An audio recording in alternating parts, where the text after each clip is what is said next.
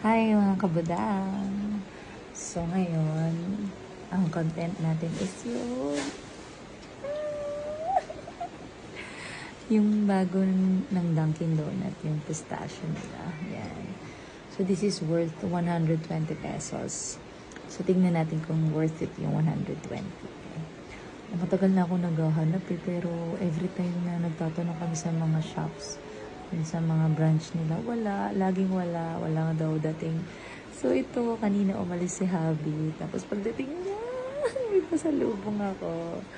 And then I have here coffee. Try na natin. Yan, so meron siya sa ibabaw na orange. Siguro ito yung parang sa buttered, ano nila, yung buttered nuts ba yun na donut, yung orange. And then, syempre, pistachio nuts. Chocolates. Ito po natin.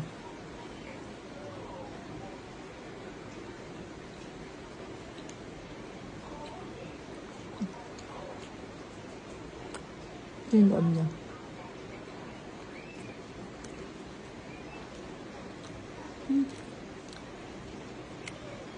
More pistachio. So, this is pistachio filling. Masarap yung feeling niya. Tapos, ang crunchy. Yung nutty. Ayun, may parang mga nuts pa siya sa loob. Okay naman. Typical na pistachio lang. Hindi yung masyadong special. Masarap din naman talaga ang pistachio. Pero, malambot din yung bread. Okay na din. Pero, sa 120 parang ayoko nang bumili ulit.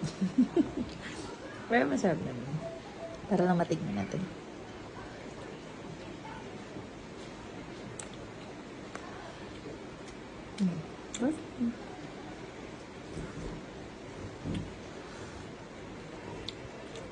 Curious lang ako sa lasa. Pero masarap din.